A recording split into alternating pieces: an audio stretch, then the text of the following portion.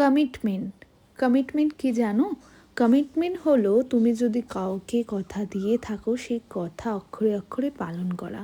হ্যাঁ, আমাদের প্রফেশনেও এটা ভীষণভাবে গুরুত্বপূর্ণ ভূমিকা পালন করে যে আমি যাদের বুকিং নিয়েছি তাদের যেন আমি সুন্দর করে রেডি করে দিতে পারি।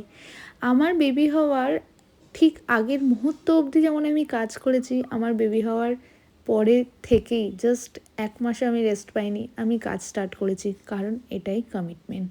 আমি ওদের কমিট করেছিলাম।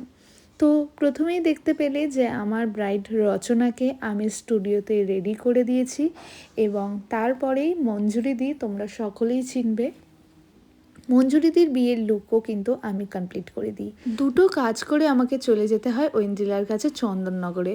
হ্যাঁ, চন্দননগরে যেতে হয়েছিল ঐন্দ্রিলার কাছে সাজাতে, এবং ঐন্দ্রিলাকে আমি এর আগেও সাজিয়েছি। ও এয়ারব্রাশ চুজ করেছিল কারণ ও একদমই চায় না যে যাতে হেভি কোনো মেকআপ থাকুক, একদম স্কিন ফিনিশ একটা লুক সবসময় ও চেয়েছে, ন্যাচারাল মেকআপ।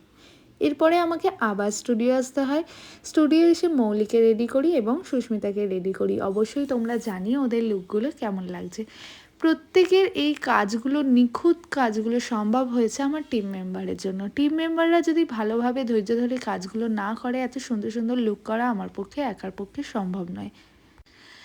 প্রত্যেকের 1 বছর আগের বুকিং থাকার জন্য কাউকে না করে ওঠা আমার পক্ষে সম্ভব হয়নি, তাই জন্য সবার লুক সুন্দরভাবে কমপ্লিট করে কোথাও যেন আমি একটা নিশ্চিন্ত হয়েছিলাম, এবং প্রত্যেকে খুব খুব খুব অ্যাপ্রিসিয়েট করেছিল।